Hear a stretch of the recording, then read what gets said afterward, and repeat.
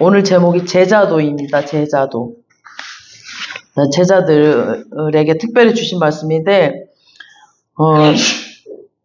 이제, 제자들은 특별히 이제 미움을 받을 것이다 라는 뜻인데, 보니까 오늘 뱀같이 지혜롭다고 그랬어요. 뱀같이 지혜로우라고. 우리 성경에 보면은 뱀은 뭐예요? 거의 막 사탄을 비유할 때 쓰죠. 사탄을 막, 저 사탄 같다고 막 뱀을 비유할 때는 그랬죠. 근데 여기는 이제 막 뱀을 지혜롭게 비유를 했어요. 그리고 비둘기 같이 순결하라고 그랬잖아요. 그래서 굉장히 제가 막 이 말씀이 굉장히 궁금했어요. 왜 뱀처럼 뱀을 왜 지혜롭다고 이렇게 표현을 했을까라고 굉장히 궁금해하면서 좀 여러 가지 찾아보면서 또 말씀을 묵상하면서 이 말씀을 준비했습니다. 그래서 이 말씀에는 영적인 의미가 있어요. 그리고 왜 주님이 이 말씀을 하셨고 누구에게 또 하셨는가가 중요합니다.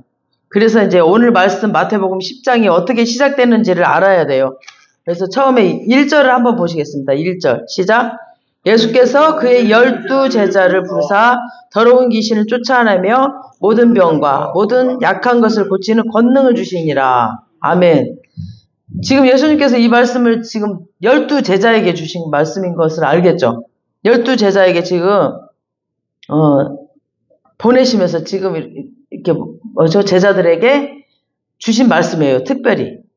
그러니까 예수님은 항상 구름대 같은 막 많은 사람들 속에서 살으셨어요. 그리고 예수님은 이 많은 군중들을 사랑하셨어요. 그리고 병도 고쳐주시고 막 말씀도 가르쳐 주셨지만 예수님은 또 예수님의 많은 시간과 그런 정성들, 그런 엑기스는 특별히 이 12 제자에게 쏟아부으셨어요. 그래서 예수님은 제자와 군중들을 차별화하셨어요. 똑같이 하지 않으셨어요. 제자는 단순히 예수님의 말씀을 지식적으로만 막 그렇게 공부한 사람이 아니라 그 말씀을 순종하는 것, 이 말씀들을 순종하는 것, 이 말씀을 순종하는데 인생을 걸기로 한 사람들이었어요. 그 제자들은. 그래서 제자는 예수님의 설교를 와 좋네, 말씀이 진짜 좋네, 아주 그 말씀이 은혜되네 하고 감상하는 사람들이 아니었어요. 이 제자들은. 그래서 제자는 어떤 사람들이었냐면 그 말씀대로 사는 사람들, 그리고 제자는 특별히 이 말씀에 인생을 걸어버린 사람들이었어요. 이 제자들은. 그래서 예수님께서는 그 제자들에게 자기가 하신 그 사역을 그대로 위임하실 거였거든요. 예수님은 이 12 제자들을 데리고 다니면서 자기가 하는 사역 그대로를 따라 하기를 바랬어요. 그래서 그만큼 중요한 사명을 가진 제자이기 때문에 예수님은 제자를 함부로 뽑지 않으셨어요. 그냥 아무나 뽑지 않으셨어요. 예수님은 그리고 또 제자가 자기가 하고 싶다고 해서 시키지 않았어요. 아무나 시키지 않았어요. 예수님께서. 그 당시 또 엄청난 부잣집 아들 한 명과 또 똑똑한 서기관 한 명도 막 제자가 되게 해달라고 막 쫓아다녔어요. 예수님을. 근데 예수님께서 그런 사람을 쓰면은 예수님이 막 스펙도 같이 올라갈 것이고 막 그랬을 텐데 그런 사람이 왔지만 예수님은 다 거절했어요. 그런 사람 쓰지 않았어요. 제자는 자기 하고 싶다고 되는 거 아니에요. 또 주님이 불러주셔야만 돼요. 그래서 제자는 주님이 뜻이 있는 선택이에요. 주님께서 뜻이 있는 그런 선택이었어요. 그런 제자들에게 주신 말씀이 지금 이 말씀입니다. 그래서 그리고 이 제자들은 세상 속으로 파송하면서 주신 말씀이 뭐라고 그랬냐면 뱀처럼 지혜롭고 비둘기처럼 순결하라고 하셨습니다. 오늘 본문 5절, 7절 한번 읽어보겠습니다. 시작. 예수께서 이 12를 보내시며 명하여 이르시되 이방인의 길로도 가지 말고 사마리아인의 고을로에도 들어가지 말고 오히려 이스라엘의 집에 잃어버린 양에게로 가래. 그러니까 이게 무슨 말이에요? 안 믿는 사람에게 가지 말고 그냥 믿는 사람 집에 오히려 그냥 잃어버린 사람. 그러니까 예수님께서 세상 속에를 파송하셨다. 이건 엄청난 일이죠. 그러니까 지금까지는 예수님이 직접 하셨어요. 그러니까 기적도 직접 일으키셨고 설교도 직접 하셨어. 제자들은 뒤에서 그냥 듣고 있었잖아요. 그리고 그냥 보기만 했어. 기적 일으키시는 거 제자들은 보기만 했어요. 근데 갑자기 예수님께서 너희들이 해보라고 하는 거죠. 아직 성령 받지도 않았는데 그냥 현장에 그냥 확 밀어넣어 버린 거예요. 예수님께서 갑자기. 그러니까 제자들이 이제 당황하기도 하고 힘들었을 거죠. 예수님께서 가르치고자 하셨던 제자도는 현장으로 뛰어드는 거였습니다. 그러니까 교회는 학교가 아니에요. 교회는 그냥 가르치기만 하는 학교가 아니었어요. 교회는 영적 전쟁의 현장에서 싸워줄 전사를 키우는 곳이었어요. 직접 현장으로 뛰어드는 그런 사람들을 가르치는 곳이에요. 그래서 세상 사람과 만나는 것을 두려워하지 말아야 되고 세상 속으로 들어가는 것을 두려워하지 말아야 되는 거죠. 그런 부딪힘이 있어봐야 뭘 위해서 기도해야 될지, 뭘 우리가 훈련을 더 받아야 될지, 뭐가 더 필요한지 알 수가 있는 거죠. 현장에 들어가 봐야 알죠. 군인들도 직접 자기가 그냥 이론으로 훈련 받는 거랑 직접 현장에 가서 총을 쏴보고 막 해봐야 내가 이런 이게 좀 필요하네. 이거 자기가 직접 알겠죠.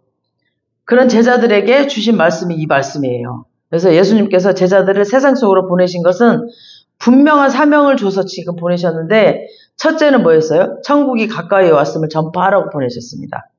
그러니까 이 말은 하나님의 아들, 지금 예수님이 구원의 유일한 길로 오셨으니까 다른 무엇으로는 천국 갈 길이 없어요. 예수님 외에는 없다라고 했어요. 그 예수님을 지금 기회가 늦기 전에 믿고 영접하라는 거죠. 길이요 진리이신 예수님 그 한 분밖에는 천국의 길이 없다라는 거죠. 그러니까 전도하기 위해서 보내신 것이죠. 두 번째는 또 뭐예요? 세상을 고치기 위해서 오셨다는 거죠. 세상을 고치기 위해서. 병든 사람, 아픈 사람 고치기 위해서 오셨습니다. 우리 오늘 보면 10장 8절을 한번 보시겠습니다. 10장 8절 시작. 병든 자를 고치며 죽은 자를 살리며 나병한 자를 깨끗하게 하며 귀신을 쫓아내되 너희가 거저받았으니 거저주라. 우리도 거저받았으니까 거저주라는 거죠. 그러니까 예수님께서 너무나 쉽게 말씀을 하시는 거예요. 병든 자를 고치고 죽은 자도 살리래. 그냥 말씀만 이렇게 쉽게 하는 거야. 우리는 막 기도를 많이 해도 막 잘 안 되는데, 그리고 막 어떤 사람들은 막 그 어려운 의학 공부를 해도 막 병든 자 다 못 고치잖아요. 그죠? 근데 모든 병든 자 고쳐라. 나병 환자 깨끗하게 하라. 그리고 이때 당시는 나병 환자는 불치병이었거든요. 나병 환자는. 그리고 또 죽은 자를 살려라. 또 귀신을 쫓아내라. 이 말을 지금 너무 쉽게 하고 계셔, 지금 예수님이. 이때 당시. 이 모든 기적들은 메시아 하나님이 아니면 할 수가 없다라고 했는데 예수님은 너무 쉽게 말씀하시는 거예요. 제자들이 받아들이기에는 어렵지만 장차 모든 제자들이 해야 할 사명이 있는 거죠. 우리들이 해야 되는 거예요. 예수님의 제자라면 이걸 다 할 수 있다라는 거예요. 지금 전도하고 세상을 치유하는 것, 이게 하나님 나라의 일입니다. 아멘. 그래서 예수님이 가시는 곳, 그곳마다 가시는 곳마다 그냥 제자들이 따라다니면서 봤던 것들이 다 이런 일이었거든요. 병든 자 고쳤고 죽은 자 살리고 막 나병 자들 고치고 예수님이 이런 걸 다 하셨어요. 세상에 다니면서. 그래서 예수님의 복음을 전했고 복음을 전하기 위해서는 막 사람들을 치유해 주셨습니다. 그래서 사람들을 치유해 주면 마음이 열렸어요. 막 자기가 일단 아픈 사람들이 나오니까 마음이 활짝 열리는 거죠. 그러면서 이제 마음이 열리니까 이제 복음을 받아들이는 거죠. 이제 우리 연예인교회 성도들이 어디를 가든지 예수님의 이름으로 그 땅을 치유하고 전도하는 일들이 일어날 것을 선포합니다. 아멘. 그런데 제자들이 세상에 나가면 환영하지를 않아요. 막 죽이려고 들어요. 막. 16절 보니까 양을 이리 가운데로 보낸 것 같도다라고 하셨어요. 그러니까 예수님은 정확하게 우리가 앞으로 이제 직면할 현실을 그대로 표현하셨어요. 우리는 양들이거든요. 우리는 양. 양은 동물 중에서 제일 바보 같은 동물이거든요. 양을 보면은 순하고 착하고 굉장히 무능력해요. 그리고 느리고 이런 자기 방어 무기가 없어. 그리고 공격 무기도 없어요. 그런 것들이 없어요. 그리고 맹수들한테 쉽게 잡아먹히는 그 동물 중에 하나이고 자기 혼자서는 절대 살아남을 수 없는 동물이 양이에요. 그런데 이 양들을 노리는 이리떼가 있거든요. 이리떼들. 이 이리떼는 어떻게 해서든지 양을 잡아먹기 위해서 막 기회를 노리고 있어요. 항상. 그래서 목자에게 떨어져 있잖아요. 바로 잡아먹혀. 그래서 이 양은 항상 목자에게 붙어 있어야 돼요. 떨어지면 안 돼. 자기 잘났다고 혼자 떨어져 있잖아요. 바로 잡아먹혀버려. 그래서 여러분들 떨어져 있으면 안 돼. 이 목자에게. 이리 때는 어떻게 해서든지 양을 잡아먹어. 어떻게 해서든지. 그 기회만 노리고 있어. 절대 여러분들은 이 목자에게 떨어져 있으면 안 돼. 바로 이 이리 때의 밥이 되고 말아요. 그래서 예수님은 우리에게 말씀하십니다. 세상에 대한 핑크빛 환상을 갖지 마라. 이리 때 같은 사람들이 득실거린다. 그러니까 아무리 경제적으로 잘 살게 되고 막 IT 기술이 막 발달되고 아무리 세련된 그 매너를 가지고 있다 해도 세상의 영적 실제는 하나도 변하지 않았다는 거죠. 이 영적인 것들은 그냥 눈으로 보이는 거 화려하고 막 아름답고 풍성하고 이래도 그 영적인 실제는 하나도 변하지 않았다는 거죠. 그러니까 마귀는 막 세상의 정치, 경제, 교육, 막 문화를 아주 체계적으로 또 조직적으로 딱딱딱 장악하고 있어요. 완전히.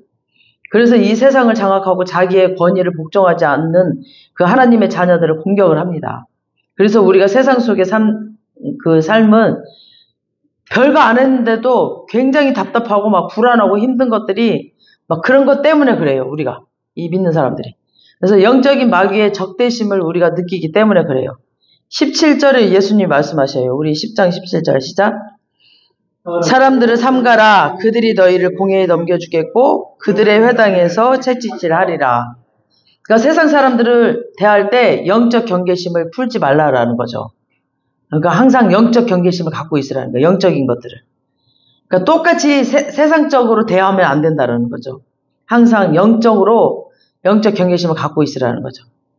그러니까 마귀의 종이 되어서는 안 된다는 거죠. 그러니까 여기서 그 말하는 사람들은 뭐냐면은 마귀의 종이 되어서 하나님의 사람들을 핍박하는데 쓰임받는 사람들을 말하는 거죠. 그러니까 마귀의 종이 된 사람들을 말하는 거예요. 그러니까 놀랍게도 그 첫 번째 부류가 종교 지도자들이에요. 종교 지도자들. 그러니까 성도들을 공회에 넘겨주고 막 회당에서 채찍질하는 예수님 당시의 종교 지도자들. 그때 당시 그랬어요. 이 사람들도 한때는 하나님의 사람들이었거든요. 하나님 믿고 하나님을 사랑한다라고 했던 그런 사람들. 그러니까 어느 날 세월이 지나면서 종교 의식, 막 종교 행위, 막 이것만 남겨 있어. 하나님을 향한 열정이 사라져버리고 마음이 사라져버렸어. 하나님을 향한 그런 마음이 사라져버렸어요. 그러다 보니까 이들은 오히려 그 성령의 사람들을 핍박하는 거예요. 그런 존재가 돼버렸어.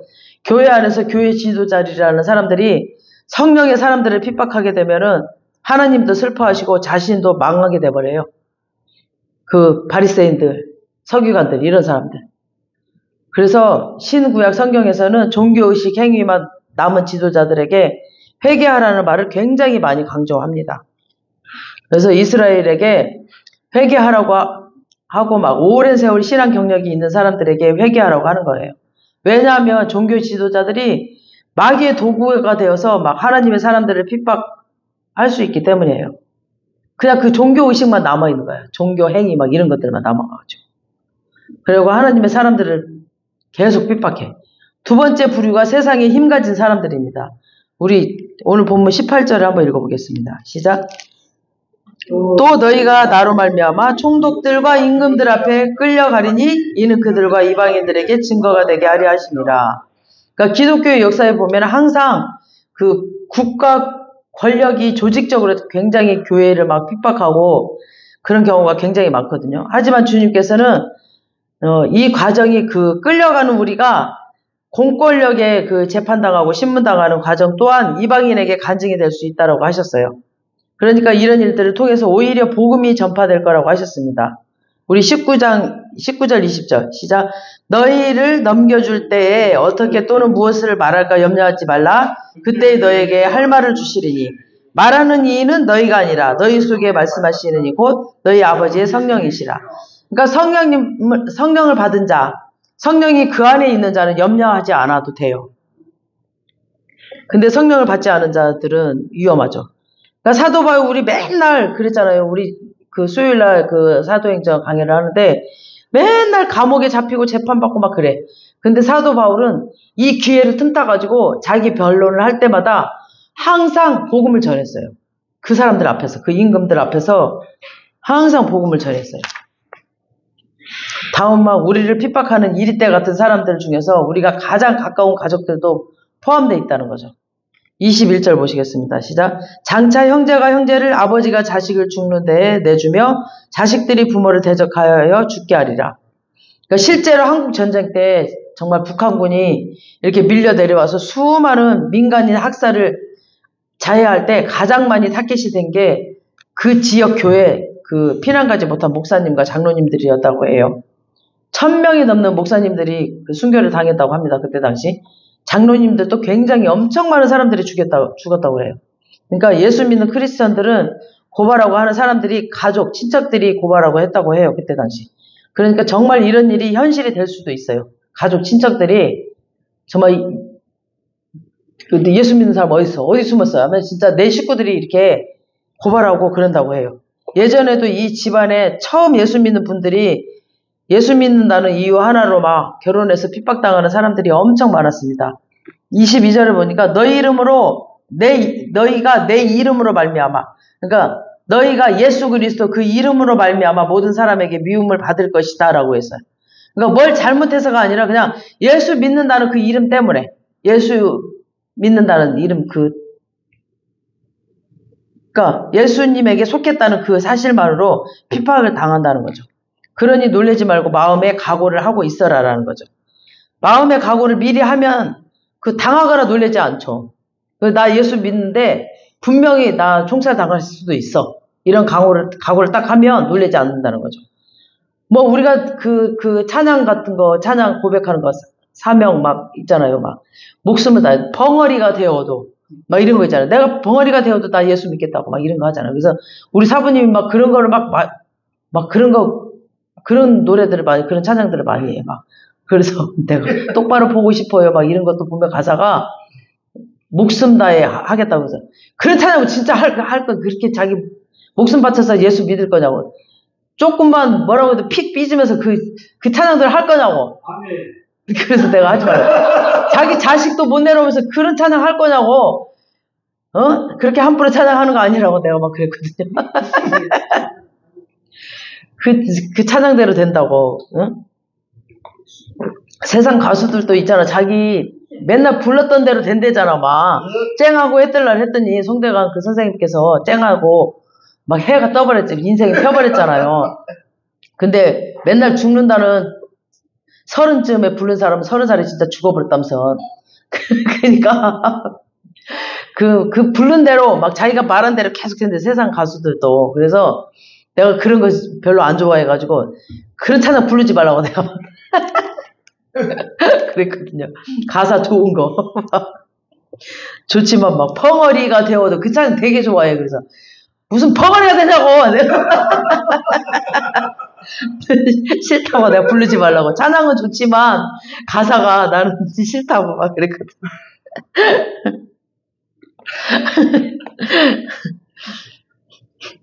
그러니까 이렇게 각오를 하면은 이제 덜 저기 한다는 거죠. 그래서 왜 이렇게 위험한 세상 속으로 이럴 때들이 들끓는 정말 뻔히 아시면서 왜 그곳에 보내실까? 왜냐하면 양떼가 그곳에 들어가면 갈등이 오거든요. 갈등이 막. 각오를 하지 않으면 무섭거든. 그래서 우리끼리 막 교회 안에 있을 때는 괜찮은데 세상에 들어가면 그 들어가는 순간부터 갈등이 시작돼요. 각오를 하지 않으면. 그래서 우리가 크리스천이지만 세상에 이제 발을 딛고 살고 우리가 세상에 발을 딛고 살잖아요. 세상 사람들과 함께 엮여서 이렇게 세상 사람들이랑 섞여서 살잖아요. 그리고 다들 세상 속에서 막 학교 생활하고 직장 생활 하잖아. 그러니까 그런 걸 다 하니까 그러면 교회에서처럼 기도하고 찬양하고 뭐 그러지 않잖아요. 다 막 또 특별하다고 막 주여 이렇게 할 수 없잖아. 그러니까 세상은 또 서로 경쟁하고 서로 막 욕심 부리는 그런 세상이에요. 세상은. 우리는 그 세상 속에서 그 속에서 본의 아니게 거짓말도 하고 막 좋은 게 좋은 거라고 넘어가야 되는 그런 편법, 술수도 써야 되는 그런 압력도 받고 그렇지 않으면 왕따 당하는 그런 세상이잖아. 지금 세상이. 그래서 예수 믿는 사람으로서 죄랑 타협할 수도 없고 근데 또 현실에서는 그렇게 안 하면 또 버틸 수 없는 그런 막 굉장히 스트레스 받는 그런 막 제자들이 살기에는 굉장히 어려운 삶이 어려운 세상이에요. 이 세상이. 그래서 주님이 이 모든 상황과 어려움을 이해하신다는 거예요. 주님께서도. 그래서 그리고 이 갈등과 고민을 겪으면서 그 자리에 존재하고 있는 이 여러분들을 굉장히 귀하게 여기고 계신다라는 겁니다. 그리고 주님과 동행한다면 그 갈등을 이기고 매일매일 살아갈 수 있는 은혜를 주십니다. 그래서 세상이 그렇게 우리에게 갈등을 주는 이제 곳인 줄 알면서도 우리를 세상 속으로 보내시는 이유는 세상을 악하다고 포기해서는 안 되기 때문이죠. 근데 중세기 때는 정말 실제로 세상 사람들이 너무 악하다고 수도원으로 그냥 다 피신해가고 젊은 사람들이 막 세상 사람들 다 꼴보기 싫다고 자기네들끼리 도망가 버렸다고 하네요. 중세기 때 그런 사람들이 있다고요. 자기들이 뭐 얼마나 착하다고. 그 신앙관이 잘못된 거죠. 그런 거는. 크리스찬들끼리 뭐 우리는 많이 안 먹어도 된다. 그냥 많이 안 먹어도 되니까 우리끼리 깨끗하게 살자고 수도원으로 들어간 사람들이 있다고 해. 그건 신앙관이 잘못된 거야. 그거는 하나님께서도 주님께서도 기뻐하지 않아요. 그렇게 하면 안 돼. 그건 하나님 뜻이 아니에요. 세상이 악하다고 힘들다고 막 우리가 세상을 버리고 도망가면 안 돼요. 세상 속에서 우리가 살아야지. 어떻게 자기들끼리 막 그렇게 자기들끼리 얼마나 깨끗하다고 그렇게 도망가 버려. 우리가 교회 와서 예배드리고 기도하고 하는 것은 우리가 세상으로 도피해온 곳이 아니에요. 또 우리가 세상에서 실컷 죄짓고 교회 와서 막 회개하기 위해서 온 것도 아닙니다. 예수님께서 우리를 세상으로 보내신 것은 세상 안에 구원하시고자 하는 하나님의 백성이 있기 때문입니다. 그리고 하나님의 그 백성에게 이 천국을 이어주는 유일한 연결고리가 우리예요, 우리. 그래서 하나님 아들이신 예수 그리스도께서 십자가에서 못 박혀 죽으실 줄 알면서도 그 아들을 보내신 건 하늘 아버지 마음. 그 마음으로 우리가 갈등을 겪을 걸 아시면서도 우리를 세상 속으로 보내시는 거예요. 그 마음을 누구보다 하나님이 더 잘 아셔. 자기 아들 예수를 보내셨기 때문에. 그리고 그 아픔도 아시고 그 괴로움도 아셔. 그러니까 우리가 막 피해버리고 우리가 가지 않으면 세상은 소망이 없어요. 우리가 가야 돼. 그러니까 주님의 보혈로 구원하신 우리가 세상의 유일한 소망이거든요. 주님께는. 그래서 작고 보잘것없는 교회가 그 땅에 존재하는 것이 그 나라가 망하지 않는 유일한 이유입니다.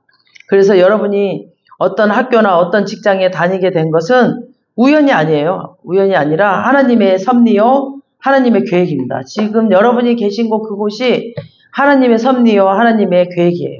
하나님이 그 땅에 파송하신 대사예요. 여러분들이 대사예요, 대사. 그곳에. 여러분이 그곳의 선교사예요. 그래서 매주 월요일 여러분이 가는 가정, 직장, 학교가 여러분의 선교사가 되는 거죠.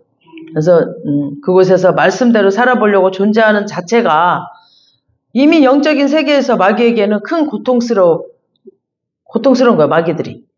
하나님께는 영광스러운 일인 겁니다. 여러분이 있는 자체가, 그곳에 있는 자체가. 그래서 세상의 시각으로 바라보면은 세상의 모든 것에는 문제만 보이고 답이 없어.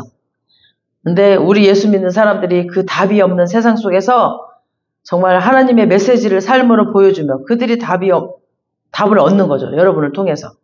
그러니까 여러분 자체가 그곳에 있는 자체가 그냥 답을 얻는 거죠.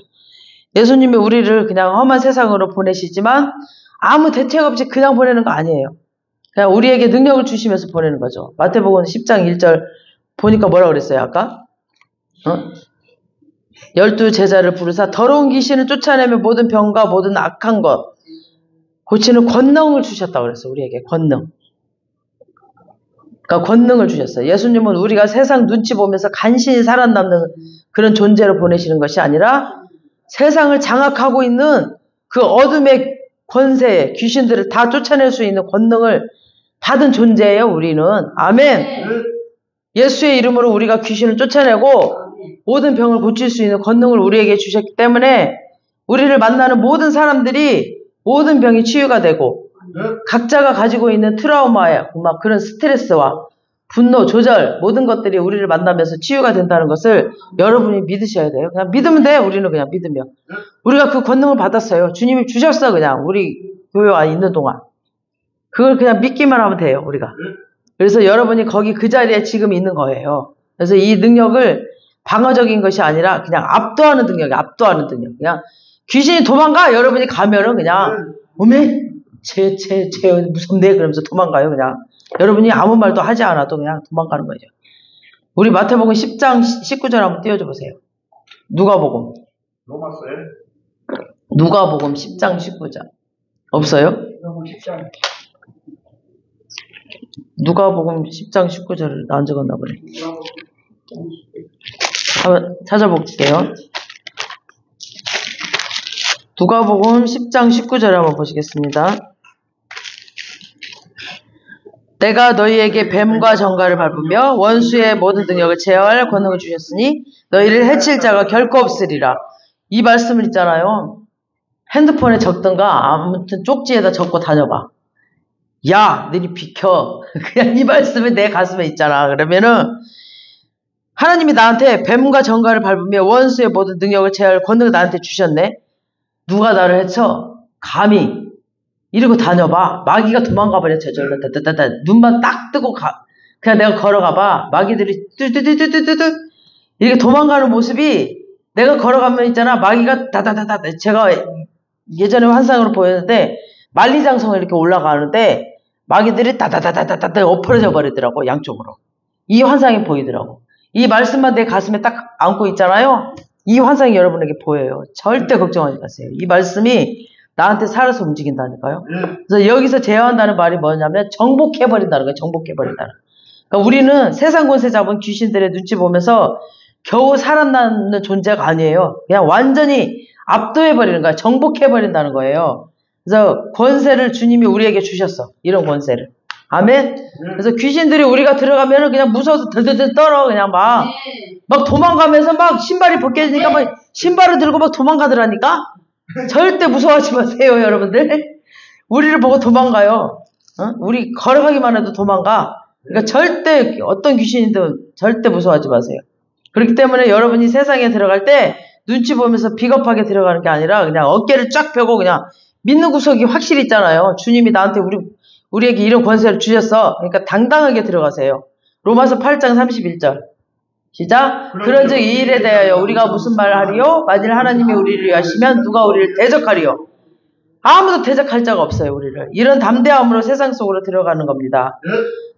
이게 전체적인 맥락이에요. 이게 다. 그래서 하나님께서 제자들에게 주신 말씀이고 제자들을 세상 속으로 보내시면서 세상에는 갈등과 어려움이 있다는 걸 아시면서도 이 세상에 복음을 전하고 이 세상을 치유하기 위해서 우리를 보내면서 하늘의 능력을 주시고 우리에게 또 중요하게 주신 말씀이 뱀같이 지혜롭고 또 뭐라고 그랬어요? 비둘기같이 순결하라라고 하셨어요. 그러니까 우리를 제자 삼아 주시고 우리를 하늘의 능력을 주시고 우리를 보내신 것은 주님이 하시는 것이지만 우리가 해야 될 것은 또 뭐냐면 우리가 이제 해야 될 게 있어. 뱀같이 지혜롭고 비둘기같이 순결해야 된다는 거죠. 순결함이란 뭐예요? 정직하고 순수함을 말하는 거죠. 그러니까 오직 하나님 말씀만 고지식하게 믿는 거예요. 그러니까 고지식하게 이 말을 믿으라는 거예요. 딴 거 들어오면 꺼져. 그냥 꺼지라는 거예요. 그냥 고지식하게 이 말씀만 그냥 믿어. 그냥 딴 거 보지 마. 그냥 이거만 그냥 뚫어지게 쳐다봐. 야, 저리 꺼져. 이거. 고지식하게 이 말씀만 믿으란 말이에요. 뚫어지게. 그냥 믿고 가는 거죠. 그냥 세상은 그런 사람들을 바보라고 말해. 근데 막 불법이 선행하고 막 요령이 있어야 된다라고 하고 막 센스가 있어야 된다라고 막 그러면서 눈 감으면 코 벤 세상인데 무슨 말씀만 믿고 따르고 살면은 안 된다라고 막 그래. 그러면서 막 바보 천치, 쟤는 바보 천치네 막 그래. 저리 꺼져. 그러면서 이 말씀만 그냥 쳐다보세요. 고지식하게 이 말씀만 막 계속. 그리고 막 이 비둘기는 화평의 상징이거든요. 막 쌈딱 같은 사람들만 있는 세상에서 우리는 화평을 이루는 자가 돼야 돼. 양보하고 화목하다 보면은 사람들을 할 때 우리는 평생 당하고만 살지 않을까. 그런데 성경 속에 위대한 하나님의 영웅들을 보잖아요. 다 봐봐. 어디 부족한 사람들 같아. 항상 당하는 것 같고 막 다 뺏기는 것 같아. 근데 최후에 보면은 그들이 다 승리해. 저는 그걸 보면서 용기를 얻어요. 저도 맨날 당하고 살아요. 맨날 뺏겨. 맨날 뜯기고 당하고 살지만 하나님은 알고 계시거든. 만왕의 왕이신 그분이 저를 알고 계시거든. 하나님은 다 보고 계셔요. 아브람도 보면은 알면서 당해줬잖아요. 우리 저번 주에도 봤잖아. 그 아비멜렉이 막 알면서 그냥 양보해주고 그냥 40세계 그 많은 세계를 막 주고 그냥 땅 사잖아. 그냥 저도 몰라서 그러는 게 아니에요. 저도 다 알아요. 저도 다 알면서 그냥 그냥 알지만 그냥 당해주고 그냥 다 양보해주는 거예요. 저도. 잔머리 굴면서 똑똑하게 자기 힘으로 살다가는 망합니다. 성경은 말합니다. 하나님의 말씀을 붙들고 순수하게 희생하며 양보하면서 아주 작은 일에 충성을 다하며 살아라. 그래도 불안해하지 말아라. 똑똑하게 자기 힘으로 사는 세상 방식으로 막 잔머리 굴면서 그런 자보다 네가 승리하게 될 것이다. 모든 이름 위에 뛰어난 하나님께서 그 인생을 책임지실 것이다. 교회는 그리스도의 신부입니다. 신부의 힘은 순결함이에요. 순결함. 가난하지만 깨끗한 신부. 오직 우리 주님의 말씀만 순종하는 그 사람. 한눈 팔지 않는 사람. 한눈 팔지 않고 고지식하게 이 말씀만 믿는 사람. 막 그랬더니 여기저기서 막 들어가도 복을 받고 나가도 복을 받고 막 복을 받는 사람이 된다니까요. 세상은 그런 사람들을 바보라고 그래. 천치라고 그래. 고지식하라고도 그래. 그러지만 주님은 이런 사람들을 쓰시고 축복을 하십니다. 주님이 높이시고 주님이 낮추세요. 주님이 가난하게 하시고 주님이 부하게 하세요. 주님이 죽이고 주님이 살려요. 주님 손에 달려있어요. 인생이. 무슨 사람을 봐. 사람을 보기를. 그냥 사람들이 바보 천치나 해도 좋아요. 그냥 주님 손에 내 인생이 달려있기 때문에 나는 주님한테 초점을 맞추는 거예요. 사람들이 뭐라고 하든 말든 그냥 전 신경 안 써요. 주님한테 초점 맞추면 돼요. 이런 사람들을 쓰시고 축복하셔요. 이 비둘기 같은 순결이 이 순수함이 똑똑하고 잘난 사람들 투성인 이 세상에서 우리에게 요구하시는 거예요. 주님께서는. 그리고 또 주님은 우리에게 뱀처럼 지혜로우라라고 하셨어요. 그러니까 뱀은 좀 예를 드신 게 좀 아이러니 하잖아요. 왜냐하면 성경에서 뱀은 주로 사탄으로 나오죠. 사탄으로. 인간을 막 선악과로 유혹한 동물이 뱀이었잖아요. 그러니까 이걸 엄밀히 따져서 말하면은, 그러니까 사탄이 뱀을 이용한 거였어. 사탄이. 뱀을 이용한 것 뿐이었지, 이게 우리가 잘못인 거죠. 중동에서 예수님 당시에 뱀은 아주 조심성 있고 총명한 동물로 알려져 있어요. 그리고 무서운 독을 가지고 있지만 공격보다는 약간 방어를 해요, 이 뱀은. 그리고 진짜 배가 고플 때만 사냥을 해, 이 뱀은. 그리고 가만히 두면 절대 공격하지 않아요, 뱀은. 그런데 굉장히 조용하고 신중해요, 이 뱀이. 그런데 뭔가 위험을 느끼면 굉장히 빠르게 움직이는 지혜가 있어요. 그래서 뱀같이 지혜로라는 말이 이 뱀에게 주신 말씀이에요. 그래서 이리 때처럼 그 세력들이 막 들끓는 세상에서 우리가 순결하되 신중하게 주의 깊게 보고 그 자기의 한계를 알고 이렇게 사방을 경계하면서 빠르게 움직인다는 거죠. 그런 뱀을 그런 지혜를 가지라는 거죠. 뱀처럼. 그래서 예수 믿는 분들이 막 어떤 사람들이 보면은 너무 믿음은 좋고 순수한데 지혜가 없어가지고 당하지 않아도 될 그런 일들을 당하는 경우가 있어요.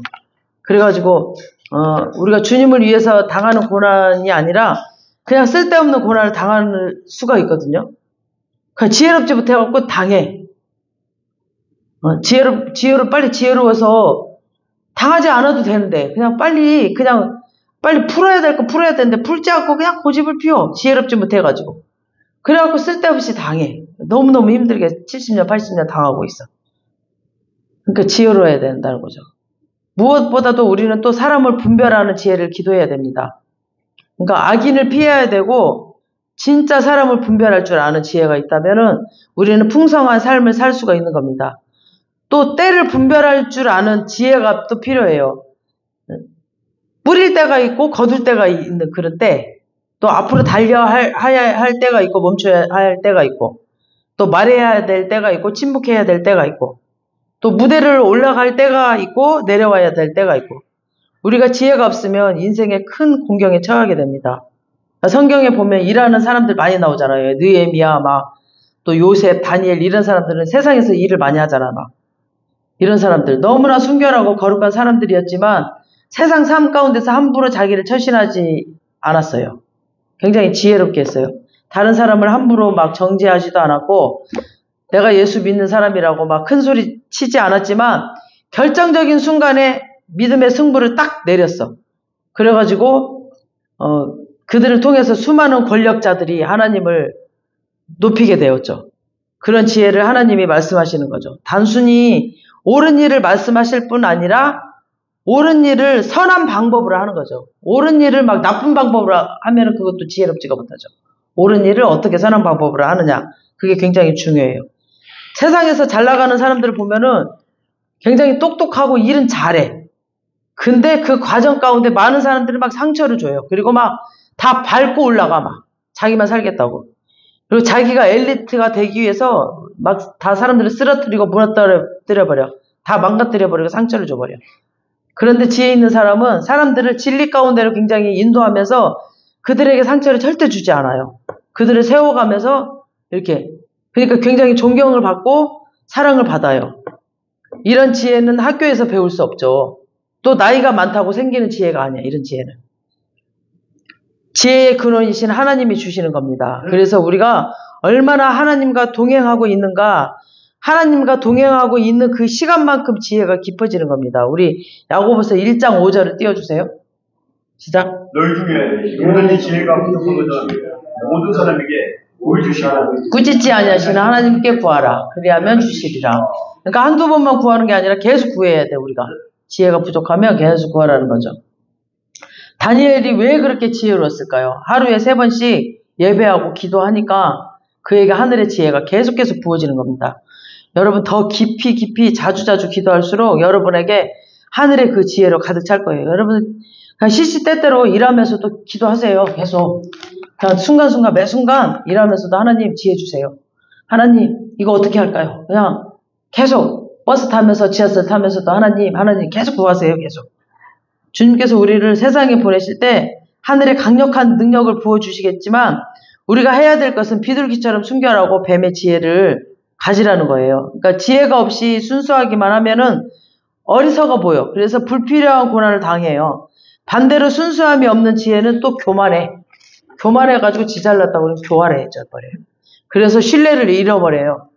그래서 주님께서 순결과 지혜를 단순히 우리가 세상에서 사람 낳는 처세술로 주신 게 아니라 제자들에게 세상으로 보내시면서 이 세상을 복음으로 우리가 이 치유하라는 그 사명으로 주시면서 말씀하셨어요.